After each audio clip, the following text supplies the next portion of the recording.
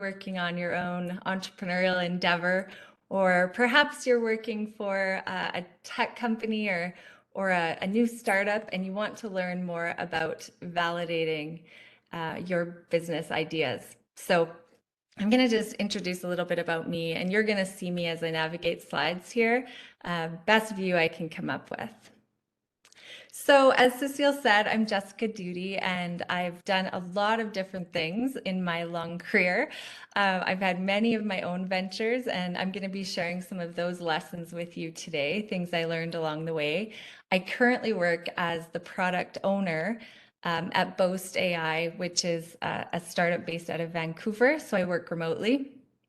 I do product validation and prioritization every day. So I live and breathe this stuff. So there's really nothing I like talking about more, to be honest. I actually joke that my product is PMO because I manage and own all at the same time. So if you're familiar with the product space, you might understand what I'm saying there. So a little bit about me. I've got a little family. So I've got two daughters whom I am continually learning from. I've got a German Shepherd named Cole. I love hiking and spending time in the mountains. I love to play guitar and I love weightlifting. So any of those things, if you ever catch me at an event, happy to talk to you about those things. My favorite quote, and I don't know when this happened, but it's follow your heart, but take your head with you. And I often get asked over the years, like, how should I rather follow my passion or follow the money? And I always say, maybe you can do both. Let's chat. So I'm here to kind of dispel the myth today about, the legendary visionary entrepreneur that we all, hear about and think about. And obviously I put Steve Jobs' picture up here as one of those visionary entrepreneurs. I think it's really important that we understand what that means and how we can actually learn from those that went ahead of us. So I say the legend of the genius entrepreneur goes something like this. One day you're sitting there and you have this grand vision for a product that's going to take the world by storm. And then you build that product or service. And then you slowly reveal it to your customers in dramatic fashion. And then customers, of course, flock to buy whatever it is that you've produced. And then you become a legend and your company becomes a legend. So as you can see, this is a true myth, and there's so much more that goes into these wonderful companies that we know now, such as Apple. So the first thing I'd like everyone to think about is understanding the gap. So there's always a gap between our brilliant idea or the thing we really want to do, the thing we want to build, and what customers are actually wanting to buy, use, purchase. And that's what I like to call what we should be building. And the gap there actually lies in how we close that gap. It actually lies in customer discovery. So knowing your customer really well, testing your business idea, and then validating that what you're doing is working and you can move forward.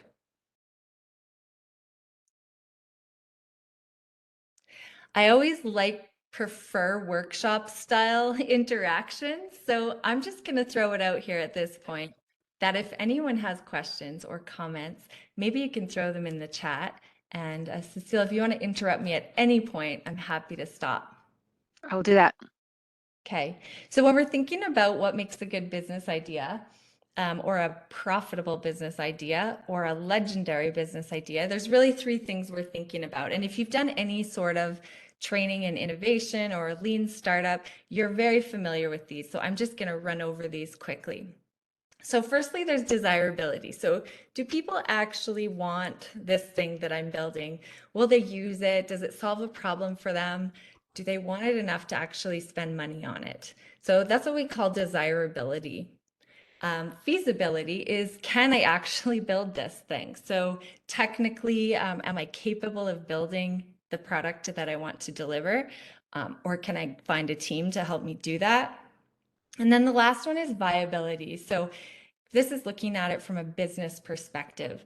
can I charge enough and produce enough to make this viable as a business? So sometimes we may have a great idea, something we love, it solves a problem for ourselves, but when we dive into it a little bit, you realize it might not check one of these boxes. Maybe other people wouldn't want this same concept or idea. Maybe you don't know how to technically build it or sustain it.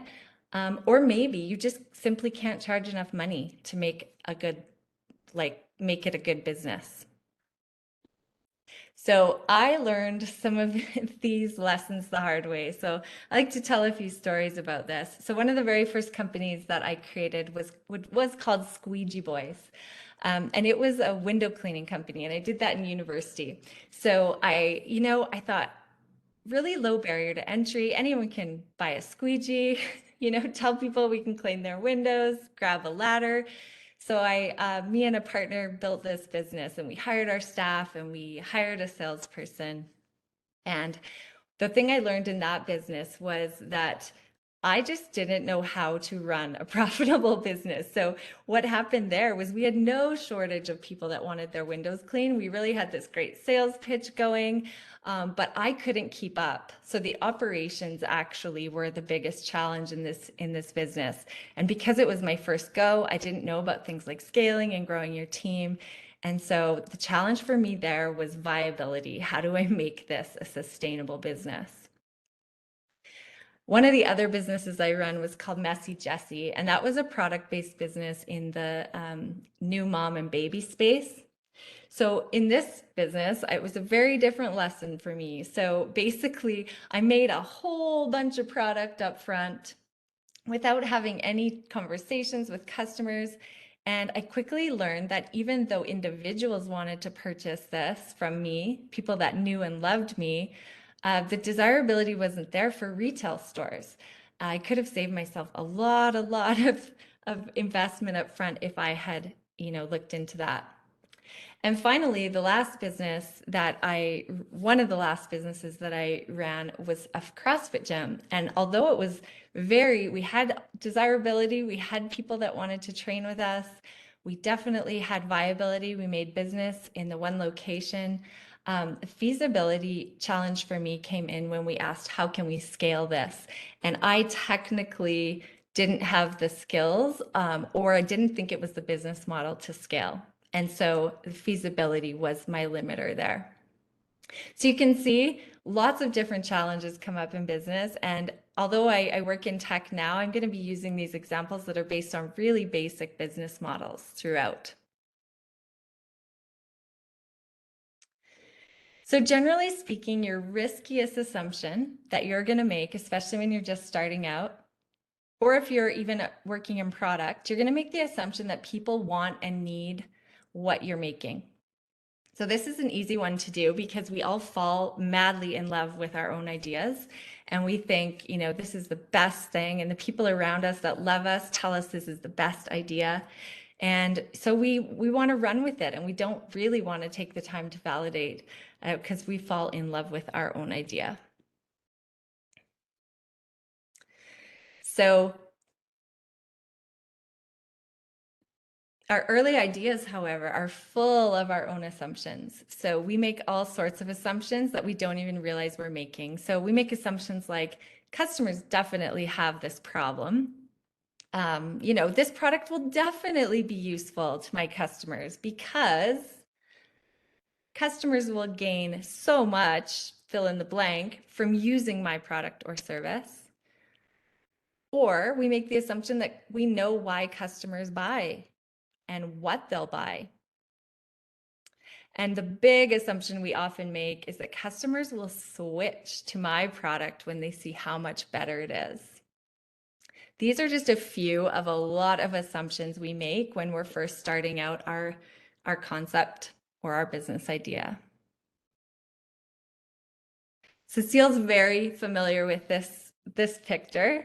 So the first step that any training will tell you when you're first starting out as an entrepreneur is you want to get these assumptions mapped. So you just want to get them out of your head and onto a paper. So you can do this a bunch of ways. You can do this using a lean canvas, a business model canvas, or there's a book that and I'm sure Cecile highly recommend called Testing Business Ideas. And any of those can kind of guide you through getting all your assumptions out of your head and onto the paper. So when you're doing an activity like this, where you're looking at what you think the problem is, what you think your value is, what you think your customer will be, there's no right way to do this. So you're just going to get it all out of your head onto the paper so that it's explicitly stated. Once you go from there, you can dive in some of the rest of the things I'm going to talk about for the rest of this session.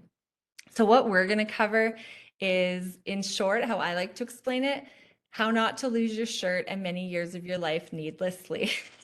And I like to call it that because that is no exaggeration. We can chase ideas for years that aren't profitable, or only to be let down in the end. And it's a shame to watch someone do that, because really there's ways you can test up front and make sure that you're in the right direction. So 2 things we're going to cover today is how to know your customer and do some customer discovery up front. And secondly is testing your business ideas. So to build or not to build, and how you can decide that very easily. Okay, I'm gonna get some input in the chat here. So why do we think startups fail? I'm sure you've come across this question before. So let's see what you think the #1 reason startups fail is.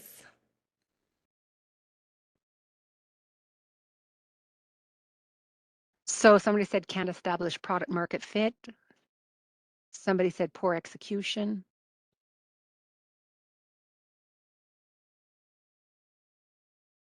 Everybody else is too scared. Everyone else is just listening. No Bad problem. marketing. Okay, great. So the #1 reason startups fail is related to product market fit, for sure. Whoever said that is on point. So what does that actually mean? It means there's not a big enough market hungry enough for your product. That's what that means in layman's terms. So product market fit is when you find the right market and the right product, and hence the term fit, they fit together. So yeah, whoever said that, you win the prize. When I talk to entrepreneurs about this, they often say, but I am my customer. I know my customer. And this is one of the big fallacies that we can often take into business. So I wrote here this explicitly. Once you have the idea, you are no longer reliable to make decisions on behalf of your customer. You must rely on data directly. So this is the hardest thing to actually allow to sink in. So once you flip to the other side of having the idea, selling the idea, falling in love with the idea, you instantly become blinded to what you might be missing from a customer perspective.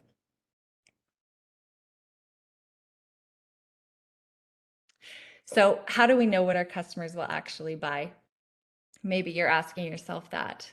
Does anyone, I want to get a little bit of interaction here. So maybe those 2 people that commented could comment here. Does anyone have an idea they're working on? And if so, high level, would you just like to write a few words about what it is in the chat?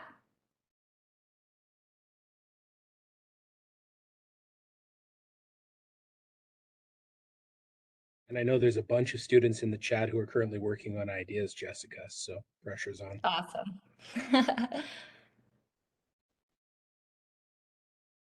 Okay, well, no pressure. I know sometimes when you're just at the start, it's nerve-wracking to share, but oh, There's a student who put, I am working, I'm working on a product that appears as an art canvas, but also works as a hi-fi speaker. oh, cool. Hardware, I love it. So how do we know that people would actually buy that? So there's a few things that are really confusing and can throw you off track when you're first starting. So #1 thing, and I'm going to refer to my gym business when I think about this one. So people don't make logical decisions, and they don't always do something because it's good for them or easy for them or better for them. rather. So when we first opened our gym, we based it on this model that people would train every day and we would program for that exact person because we knew that we could convince them that this was a healthy lifestyle and we would guide them through everything they had to do to be healthy. But people don't always obviously choose what's best for them. And it sounds like the most obvious statement in the world, but we often forget that when we're getting started. The other thing is changing people's behavior is very, very hard. So one of the things we often take for granted when we're starting out is that, customers will come from a different solution to ours just because it's better. People are not logical beings, and just because your product's better doesn't mean you'll be able to change human behavior. It's a really tricky task. And finally, the thing that makes this so hard up front is people don't always do what they say they'll do or even do what they want to do. How many times have you said in the morning, I'm going to go to bed earlier tomorrow night or tonight than I did last night, and then you don't do it? So, often people's best intentions that they tell you when you're talking to them, it's not always actually what drives their behavior. So how do we figure it out? Well, we test. So we don't just ask, we test. Aren't we smart? Gonna dive into a few ways we can do that. So the first one really truly is talking to people, but it's not talking to people in the way we think we should be talking to people. And I know that Dale and Cecile probably hammer this lesson home all day long, but customer discovery is very, very nuanced, and it can be done really well or really poorly. And I see it every day. Anyone have an idea of what poor customer discovery might look like? Maybe you could throw a couple words into the chat. And if you're not too sure what customer discovery is just yet, we'll be getting into it. Anyone?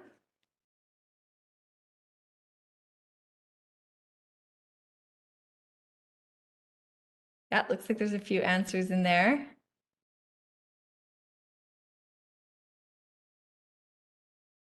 Cecile, would you mind reading those out? Sorry, I keep forgetting I'm on mute. So, okay, just a second. Asking, would you buy this? Asking for their opinion on your idea. Not testing assumptions. Poorly designed tests. And would you use this? Seemed to be a big failure in the last startup I was part of, somebody said. Also, anything that starts with, let me tell you, or talking about your idea instead of the problems they are facing, learning about their processes. Yes, so now we're getting into good practices. And leading questions was another one. Yes. That's all the comments. Okay, great. So you are all very versed in what bad or poor customer discovery. And no matter how well you know this, it's hard to avoid, presenting your idea and saying, do you think this is a good idea?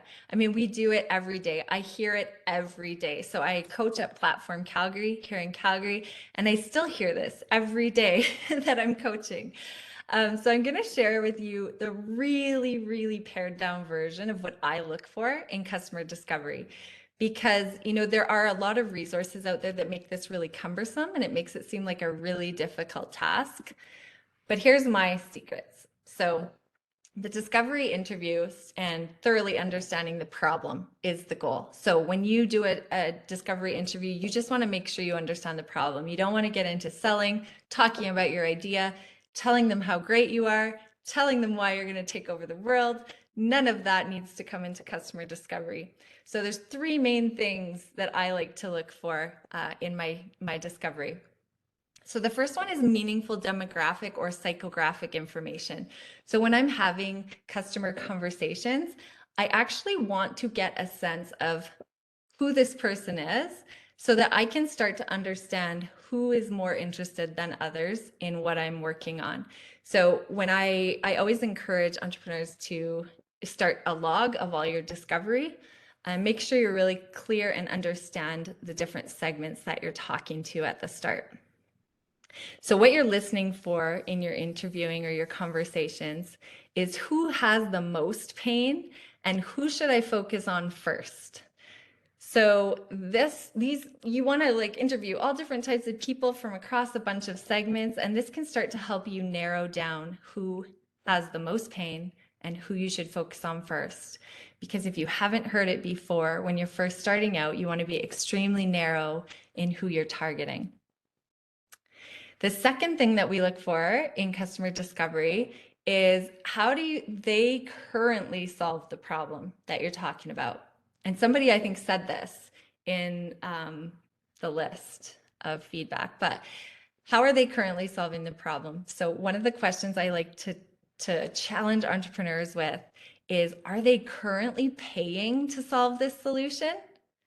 Would they? And you can't just ask them that. You need to kind of ask questions around that.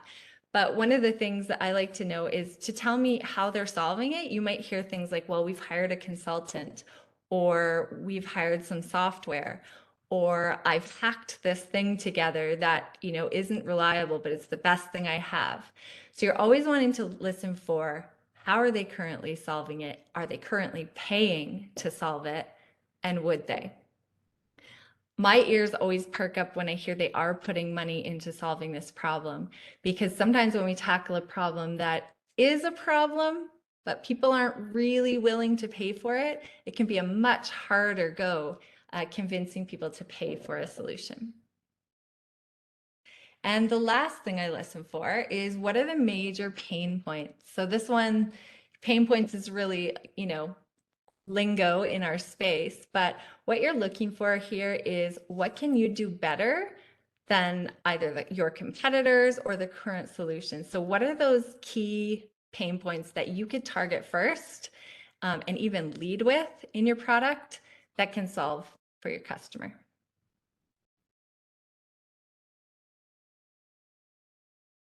So I do have a basic script here, and usually in a smaller workshop, we'd kind of go through some of this, but I'm just going to read some of the ones I like the most. So I like asking someone to walk me through a certain example or scenario. So tell me how you do this.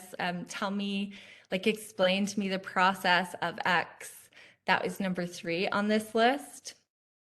And then number 5 on this list, I like also, and I kind of touched on that in the last slide. But what have you tried to solve this problem? What's worked really well? What hasn't worked well? Why are you on the solution that you're on now? And if they don't have a solution and they've tried a lot of things, that's like bing, bing, bing, bing. They're looking hard, but they're looking for a new solution. I'll just give you a second to take these in if you haven't. You can find customer discovery scripts in a lot of different resources. So if you want me to reach out to me after, I can always send you a copy of this slide deck. So the next thing that I always get asked is, okay, Jessica, this all sounds really, really good in theory, but who am I supposed to talk to? So you're going to talk to 3 different types of people. You're going to talk to what we call potential early adopters.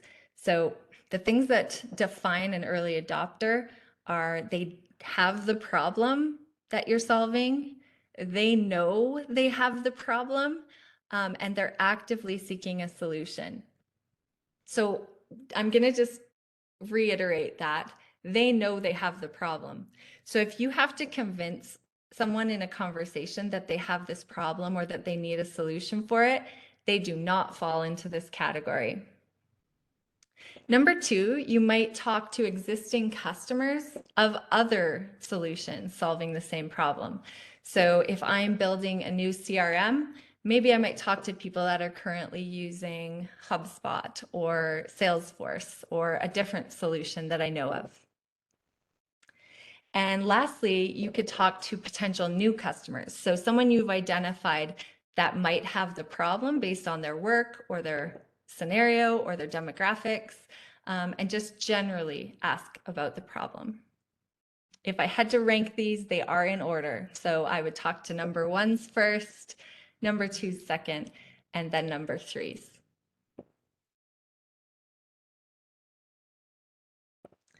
How many people should you talk to? Well, you should talk to as many as you need to until you start to understand the answers and they start to become predictable.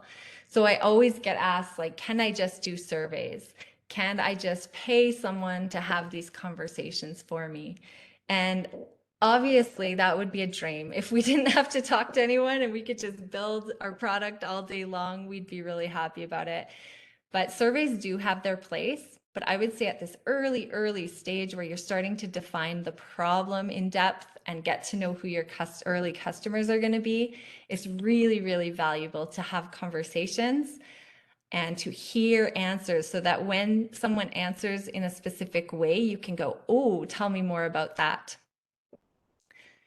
And you miss that in a survey for sure. Although surveys done in large quantity can also offer a different kind of data.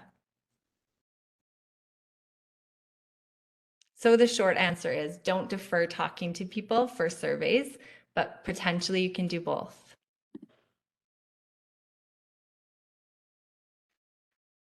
All right, so there's some other customer discovery tools that I like to use, especially because I work in product. We have some really hi-fi tools, but the basics of all the tools that you'll see out there, number one might be to watch your customers. So when you're doing this in a very lo-fi way, you might actually go sit yourself down in the space in like a common area where you know people have this problem, and just watch them and watch how they solve what it is you're working on.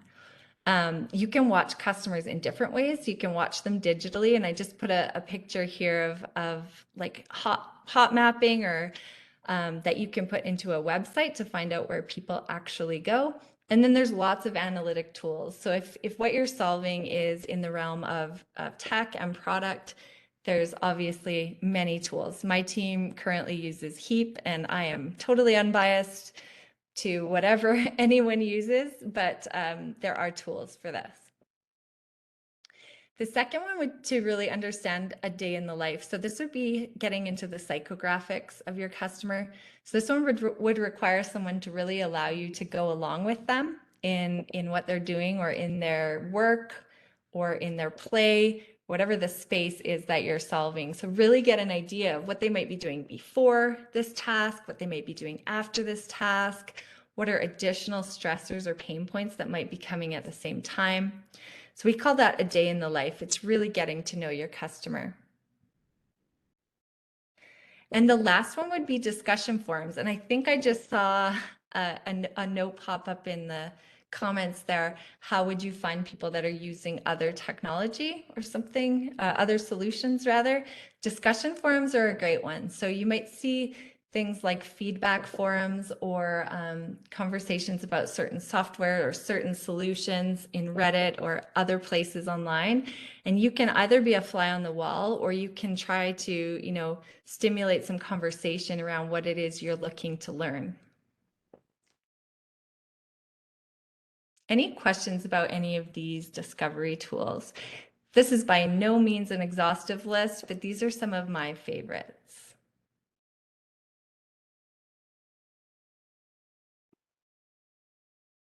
Great. All right. So I'm going to flip it over to you for a minute. I want to hear who's talking to customers and how's it going. Anyone here work in product? This is your chance to share some of your best tips. Maybe you're a new entrepreneur just starting out your discovery. Let me hear how it's going for you.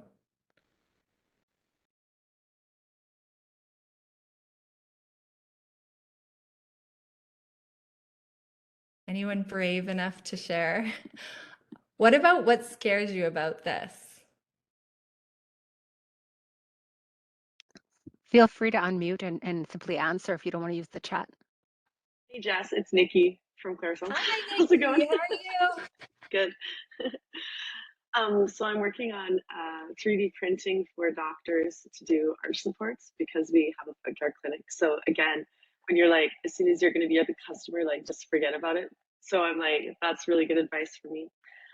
But I've called some other clinics to find out what they do to solve their problem of orthotics and speed, the turnaround, like what's their turnaround speed like, what labs are they using, kind of just to find out volume that they're doing in other clinics as well, to see like what would actually be desirable for clinics, right? Because you can't 3D print all of your orthotics, like you literally have to just start having a print farm, like that's not reasonable.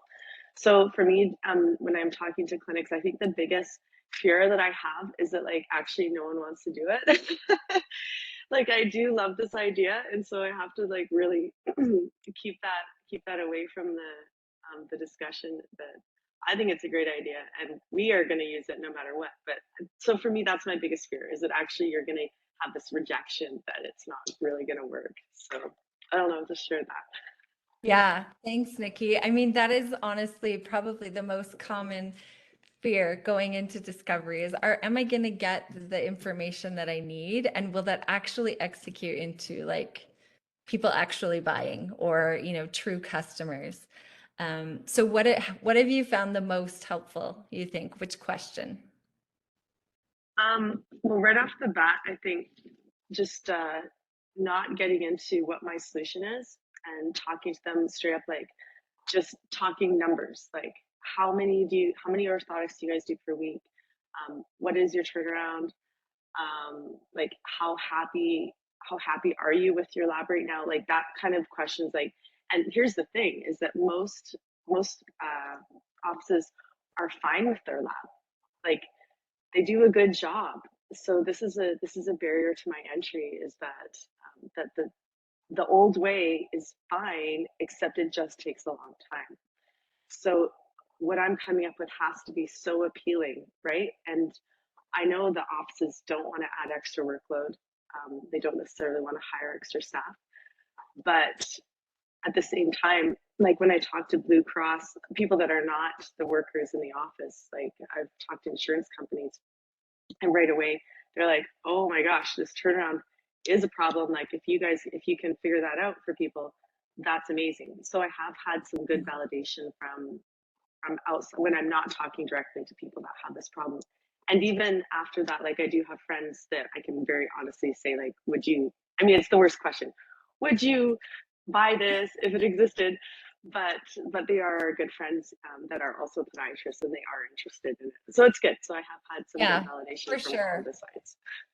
Yeah, and I'd say, Nikki, you highlight a couple really good things there. So the first thing that I would like to point out is that you're identifying and the key pain point, and you've also identified the fact that you're going to have to be exponentially better, faster, different in order for these companies to change over. But knowing that is, that's your ammunition, right? And so that can be your strategy or your guiding light at the end of the day. And how you approach marketing and building your product right from the get-go. So awesome. Thank you so much for sharing. I know that's always a little scary. All right, so there's a couple books that I'm going to be referencing for the second part of this. The first one is Testing Business Ideas. I mentioned this one earlier. It's kind of a standard in the space. It guides you through testing the assumptions you're making right at the start. And that's David J. Bland and Alex Osterwalder. So they're two pretty common names in the innovation space. The second one I discovered a few years back, actually, the first time I ran this workshop. So this book wasn't as well known at the time, but I do think it's disseminated a little bit. And it's called The Right It. And when I read this the first time, I was like, this could have been a pamphlet. That's how simple it is. And that's also what I loved about it, because so much of what we learn in the innovation space tends to get very convoluted and not super practical. This book is the exact opposite of that. So I'm actually going to draw on some learnings from this book. So the example I'm going to use here is actually taken right from The Right It. So let's go back to that riskiest assumption. So my customers will want or will buy what I'm selling. So the example I use in the book is these two university students had this idea that if they sold day-old sushi at 50% off, you know, people would buy it. And instead of throwing the sushi out at the end of the day, the restaurant could actually make, you know, more money on that, make a new revenue stream. So they decided to test this out. So if you were thinking like an investor, so stay with me here, day old sushi, what would you want to know or like test before you put your real money into this idea? So what would de-risk this idea for you? Feel free to throw it in the chat. What would you need to know like right off the hop? Day old sushi. I know it sounds very appealing.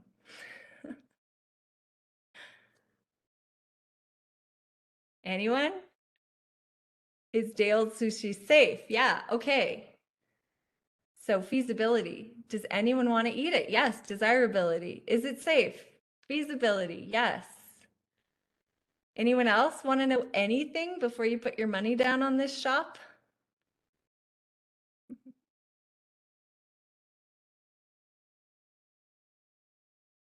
Can I eat it tomorrow? Yes. Safety. Can I get it? All right. So you would want to know some things. Is it cheaper to just make a new fresh batch? Viability. How much is available? Yeah. What's the market here? Okay, great. So I'm going to tell you how in the book they approached solving this. And this is a little bit of a text heavy slide, but I wanted to make sure I share this. So I really liked this methodology of actually creating a hypothesis. He calls it in the book a market engagement hypothesis. So if you look there at number 1, their hypothesis was that 20% of students at Coupa Cafe, so one particular place, would buy day old sushi if it was 50% off. That was their hypothesis. So number 1, the first step is really to create a hypothesis, and not just a general, like people will want day old sushi, but something really specific that they can zoom in on. So one specific place, one specific day, 20% of those that walk through the line, if it's 50% off. They got really, really specific on their test. Cool. So number 2, they set up, or they determined a test. So number 2, they set up the day old rack at the checkout of the sushi restaurant. They just sat there and counted the number of people that went through. And then they noted how many actually picked up the day old sushi off the rack. So all they did really simply was they designed an experiment that they could execute without building anything, coding anything, investing anything but their time. So one of the things to think about when you're designing an experiment is how fast can you test this and how low barrier. So how can I do this like tomorrow? How can I test this to some degree? The third thing to think about with a test like this is that not all data is created equally. So quality data demonstrates a willingness to pay. So the best data you're going to get is they're willing to show you the money for what you're offering. The more investment someone gives you, the better. And in the next slide, I'm going to show you sort of some levels of investment that we get when we do these tests. And then number 4, or the fourth part of this, is that the more tests you run, the better. So for instance, in our sushi scenario, if they ran it one day and it worked really well, you know, what if there was just a big gathering or event that one day and it was a freak accident how many people came through?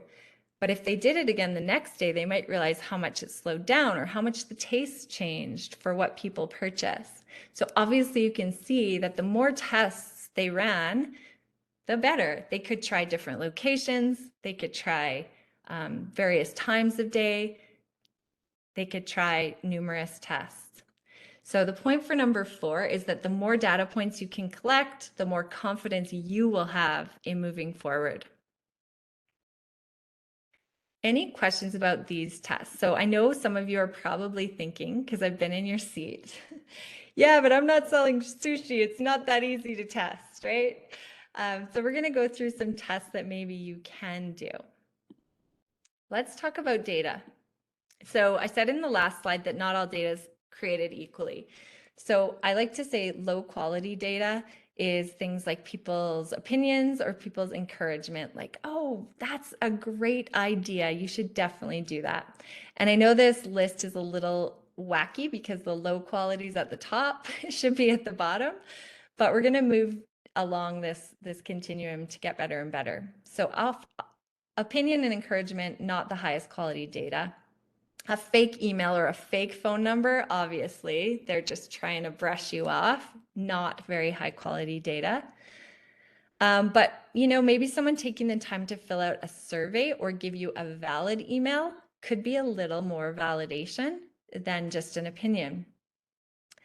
Somebody giving you a time commitment, so actually giving you an interview when they know what you're working on, that could be seen as a little bit more investment. So they actually have some interest in what you're doing.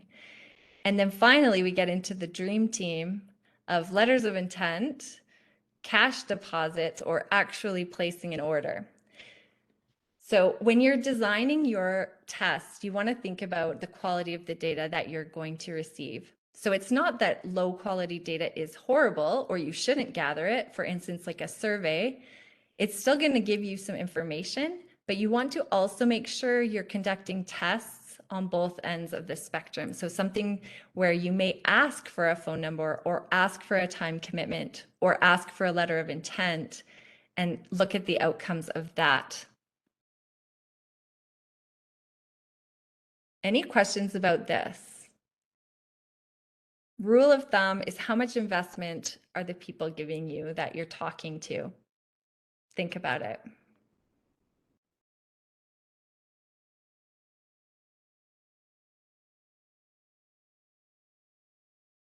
All right, so let's get into some specific examples. As much as tactics, vary and change, and there's a million tactics, I'm going to talk about a couple that you can take away. None of them are groundbreaking, but they're all really important, and you can put yourself into a position where you have numerous tests and numerous data points that at the end of the day really fill out your picture about what you're doing.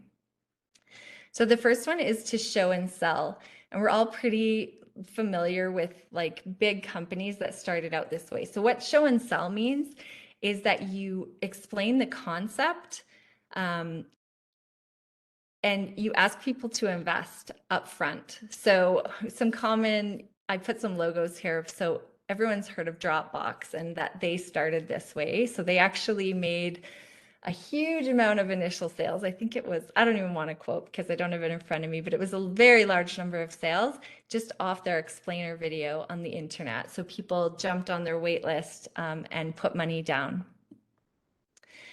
Another example of this, besides an explainer video, might just be a storyboard where you go put a storyboard in front of a customer and tell them the journey that your product takes and how it solves their problem. So not quite as polished as an explainer video, but still you can get feedback on your storyboard. And then lastly might be like a product box. So you show someone an example, and this has been done like in retail sales forever, where you show a sample of your garment or a sample of what the final product might look like, and you take upfront orders. So this is not an uncommon practice, and it's a little bit harder in the tech realm, but if you're in any other sort of realm with a physical product, this one's more attainable for you. Be clear what kind of data you're gathering with each of these. So are you looking for someone to just give you an email and get on your wait list, or are you actually looking for upfront orders? The second thing you can test is who is interested. So if you really don't have your target market really narrowed down yet, this type of testing can help you find out a little bit more. So you might want to test different audiences with social media ads that lead to a landing page. So you could use different language, you could target different audiences, or you could do A/B testing. And so what this will do at the end of the day, you'll start to understand where your traffic's coming from the segments that you've tested, and you'll get a better idea of who is converting.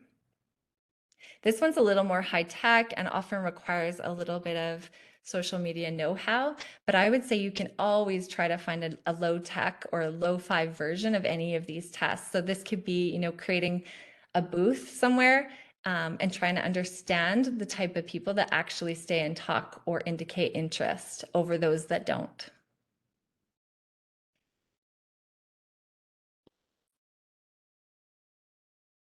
The next type of tests are testing willingness to pay. So these ones are, like I said, my favorite because I'm all about like, show me the money. Will they actually pay? So a couple things you can do here. This type of testing, it asks our customers to talk with their wallet or their credit card or their money. So you could have a mock sale, and ethically people feel different about this one, but I feel great about it because the data is wonderful.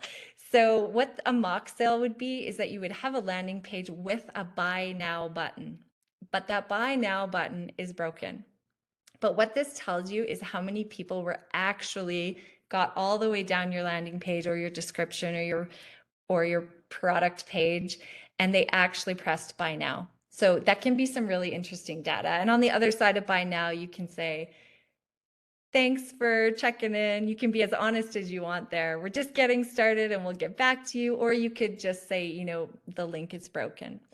You can handle that however you want, but this is great data because you're not asking for someone's opinion. You're actually seeing that they clicked buy now. The other one here is a low barrier sale. So, you know, I have a lot of people tell me about their business ideas, and I always say, could you do this like with less money? So a low barrier sale is our sushi example. So how could I actually test this and ask people to put out money, but in the simplest way possible? So some examples you have seen of this would be having a booth at a farmer's market versus setting up a shop, or having a pre-sale versus, you know, investing in a huge distribution like system and everything else. So I think the key thing to think about here is how can I test if people will actually buy this before I have to invest in the entire business up front. We see this in restaurants and a lot of spaces regularly. Good question. So somebody just asked, do you think a mock sale will make someone, I didn't see the last word, but I'm assuming it said like mad or annoyed? Yeah. Okay. And that's why I say you kind of have to choose carefully what you put after that buy now. So if you think it kind of saves professionalism to just say the link is broken, we will contact you. That might sound a little more professional. I think sometimes if you're really honest with things, it can also be a way out. So I often encourage students to say, so happy you clicked buy now. We're just getting started. We're the startup. You have a picture, like tell them who you are and what you're doing and that this is a test. So it really, you know, you have to use your own judgment on this of whether you're going to be honest or play the link is broken card, but you have to know your customer and know your situation. Does that answer the question? Perfect. Cool. We're just getting close to the end here. So the last sort of test you can do, or you can test the value that's delivered. So you want to make sure that your product actually delivers what you think it's going to deliver. And this one's kind of important, and it lives in that feasibility realm. Like, are we actually solving the problem? Did we actually build the right thing? So a really popular local startup in Edmonton, it's called Birdie Break, and Crusted is a friend of mine. And at the very start, this is a babysitting app where you can go on and instantly order a babysitter, and they connect you with vetted babysitters. So there's two types of ways you can approach this, but in the really early stages of Birdie, what they did is it looked like an app to the user, but behind the scenes, they were fielding every email and every click, and they were taking manual actions behind the scenes. So it looked to the user like they clicked and ordered a babysitter and it instantly got recommended. But actually, behind the scenes, Cressida and her co-founder were fielding that request, madly emailing some babysitters, and then emailing back to the customer. So they didn't actually have to build out the whole platform before they could test this. And they actually built revenue off this. They actually were profitable off this method. And so we're often in a big rush to build things, but we don't know that it's actually delivering the value. So this gave them the opportunity to really ask their customers what they would prefer differently, what they liked, what they didn't like. And so that when they went to build, they actually had a wealth of information about what they should build on the other side of that. So there's two ways you can do this. One is called a Wizard of Oz, where they don't know you're behind the scenes. And the other one is called a concierge, where you're very upfront with the fact that you're behind the scenes and you're just testing a workflow, for instance. You're not trying to hide yourself. So although these tests aren't scalable, in the beginning, you can do lots of things that aren't scalable that you can later automate and build out the tech for. But in the beginning, they're going to be great tests for you. Cool. So does anyone have an example? I guess I'm going to skip this slide because we're nearing the end of our time. But I love hearing examples of tests because I learn from you and hopefully we learn from each other. But the testing never ends. So I really want to reiterate this point. So I work in a startup now that has been around for over 5 years. And we're still testing every single thing we do, every feature we build, every new, click or new Figma or design that we think we're going to run with. It's all tested. And so getting in the mindset of testing early and using data to make your decisions is going to change the game for your company. And it can help eliminate the guesswork of will they want this or those riskiest assumptions. There's nothing worse than shipping something that nobody clicks on or nobody uses. So some things to consider. This is the last slide here. What kind of tests could you do? And what would you need to know to be confident moving forward? So again, I encourage you to put that investor hat on and ask yourself, what would I need to know to make this decision or put money into this company? You do that with 2 questions. What are your biggest assumptions right now? And what kind of tests can I conduct to answer this? I'm happy to connect with anyone. It's my favorite thing in the world to coach and talk with entrepreneurs. So feel free to connect with me on LinkedIn. But we've got 1 minute. If anyone has ideas, questions, anything they'd want to share in the realm of testing.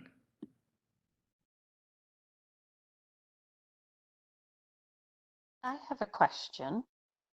Um, we are building both an app and a product, and there's going to be a lot of upfront costs associated with developing the product, and the app really doesn't work without the product. So what is it that we should be testing? Like we know our customers really well, we just don't know what we should be asking for.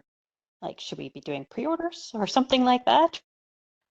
Yeah, I mean, if it's, I don't know the nuance of what you're doing, and we don't really have time to dive into it, but if it's possible, I would sell off a prototype or even sell off an explainer video. So especially if it's something a bit more high tech, you can at minimum get a wait list going.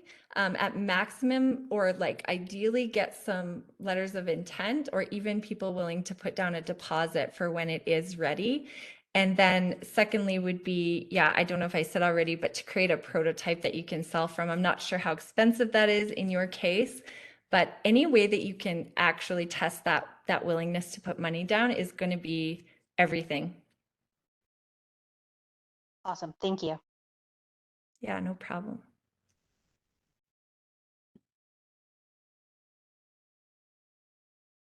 All right. Well, thanks for letting me talk really fast to get this all in. And it's been such a pleasure.